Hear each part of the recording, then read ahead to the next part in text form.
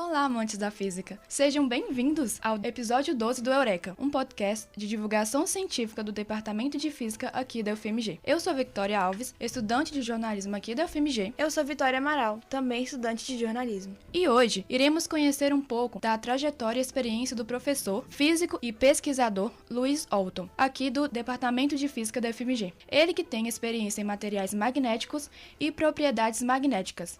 Lembrando que o seu espaço para a física é aqui, o tempo é quando você quiser.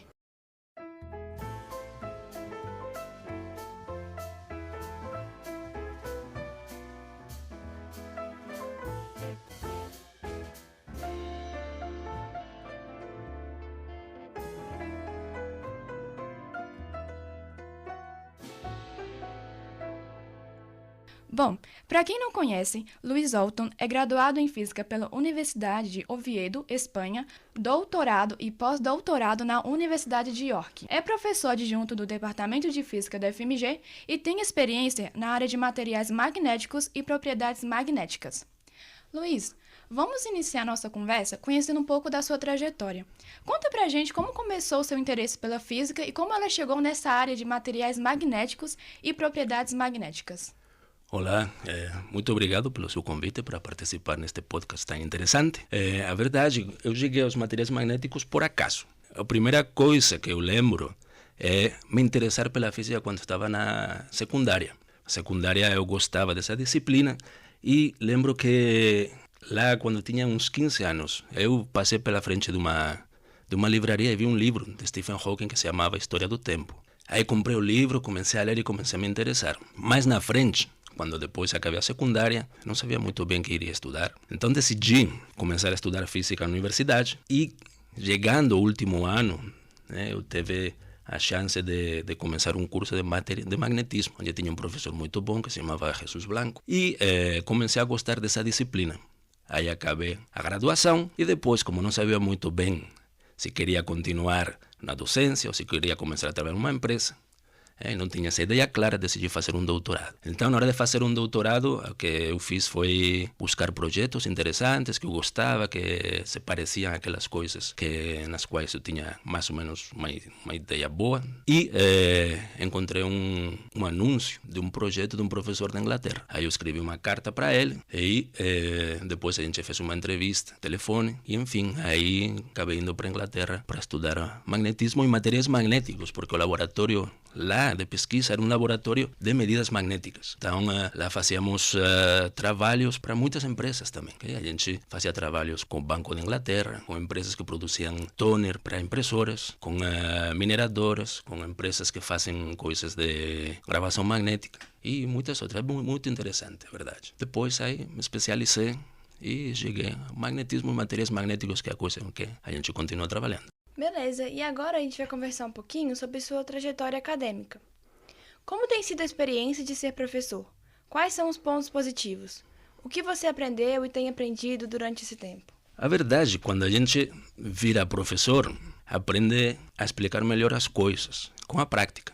Okay? Muitas vezes eu falo para os estudantes que a gente acha que entende as coisas, mas realmente só percebe até que grau a gente entende as coisas quando tentamos explicar elas. Então, virar professor em qualquer área, a conseguir um conhecimento mais preciso e utilizar as palavras de uma forma mais exata para que a gente consiga transmitir as ideias sem levar os estudantes a erro quando eles escutam a gente. O melhor de ser professor, a verdade, é ver o crescimento dos alunos. Quando a gente consegue estar em contato com alunos durante certo tempo, a gente vê o crescimento deles, como muda a forma que eles falam, o conhecimento. Essa é a melhor parte. Nas aulas, quando a gente consegue ter uma aula que conseguimos conversar, trocar ideias, essa é a melhor. A pior é o contrário, é quando a gente, por exemplo, tem que ir para a aula e a gente não vê uma conexão entre o aluno e o professor. Então a aula fica simplesmente em um professor num extremo da aula que fala e outros alunos que estão lá sentados fazendo como que escutam. Mas realmente a gente percebe que não existe diálogo. Essa é a pior parte, um pouco mais chata. São dois lados bem opostos, né? São bem opostos.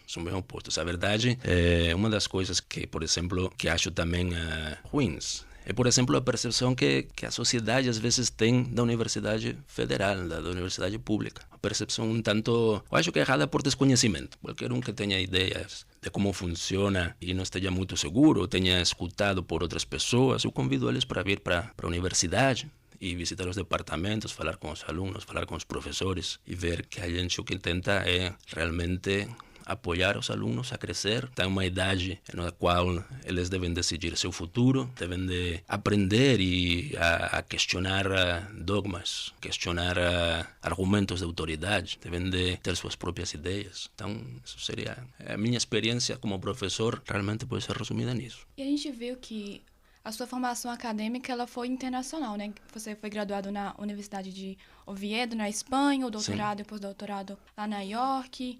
Como que foi essa experiência de estudar em diferentes países? A verdade, eu cheguei ao Brasil já formado. Tinha trabalhado antes de virar professor aqui. Mas a educação universitária na Espanha, dentro da área da física, das ciências, não é muito diferente daqui. Ela tem umas sementes bem extensas, como temos aqui. E, a verdade, a diferença que eu vejo entre Brasil e Espanha, com Inglaterra, por exemplo, é precisamente isso. Tanto no Brasil como na Espanha, a gente se preocupa muito por explicar umas sementes bem extensas, okay? Tentar falar de tudo o que se refere àquela disciplina, mas na Inglaterra, em lugar de fazer isso, eles explicam menos coisas, mas se asseguram de que os alunos aprendam bem aquelas coisas que são explicadas.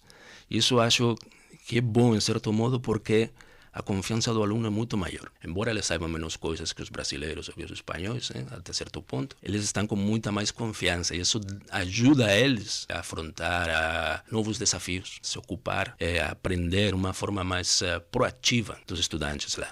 Essa é a diferença fundamental. A verdade, se vocês estão interessados em estudar fora ou desenvolver uma parte de sua educação fora, é importante se informar. A universidade tem seus órgãos que podem dar conselho bom, melhor que eu, enquanto como fazer isso. Mas o importante é isso, se informar, ver quais são, por exemplo, se o pessoal quer fazer projetos ou arranjar emprego fora, é ver quais são os projetos que existem, contactar, ser proativo. E para isso é muito importante saber idiomas. E os idiomas têm que se treinar. A pessoa tem que treinar, tem que falar, tem que praticar, tem que escrever. Isso é muito importante. E sua adaptação cultural? Como é que foi? A adaptação cultural ao Brasil foi muito mais fácil que a Inglaterra. Eu acho que o pessoal brasileiro e o pessoal espanhol são mais parecidos. Na Inglaterra tem uma dinâmica diferente. A dinâmica de vida lá já é diferente. Escurece bem mais cedo, faz mais frio, chove muito. Então as pessoas ficam menos na rua. E uma coisa muito importante, a verdade, poder ficar na rua e poder sair, tomar o sol. Acho que muda e marca bastante o caráter das pessoas, enquanto a ser mais abertos ou menos. A minha adaptação, acho que foi boa, em geral, tá? Nos dois lados. Vimos também que você ganhou o prêmio de melhor painel da área de temática de magnetismo e materiais magnéticos no 37º Encontro Nacional de Física da Matéria Condensada. Conta pra gente um pouquinho como é que foi esse processo de montar esse painel e a experiência de ganhar um prêmio tão legal, né? Bom, a verdade é que para mim permanece uma incógnita também, ok? Vou explicar por quê. É o seguinte, naquela conferência eu apresentei 2 pôsteres. Okay? Eu fiz os 2 pôsteres do mesmo jeito. E por coisas da vida, o pôster que eu achei que era melhor, não ganhou prêmio nenhum, entendeu? Ganhou outro pôster que era um pouco mais simples, de certo modo, tecnicamente, quanto conteúdo. Por que eu acho que ganhou aquele prêmio, aquele pôster? Foi mais bem pela novidade do assunto que tocava. Era um assunto que não tinha muito posters no mesmo tema. A gente parava uns materiais que eram, de certo modo, novedosos. Okay? Umas materiais que se chamam ligas de Heusler. E essas ligas de Heusler você tem materiais que são formados por 3 átomos diferentes. E quando você junta eles, a liga apresenta propriedades que o material, que os átomos por separado não apresentam. Em muitos tipos e naquela época não eram muito estudados. Eu acho que o prêmio foi por isso, mais que pela forma de... Eu sempre utilizo a mesma forma que foi a que aprendi de meu chefe de doutorado. E uma forma, eu acho que é boa, porque a gente, além de sempre descreve as figuras.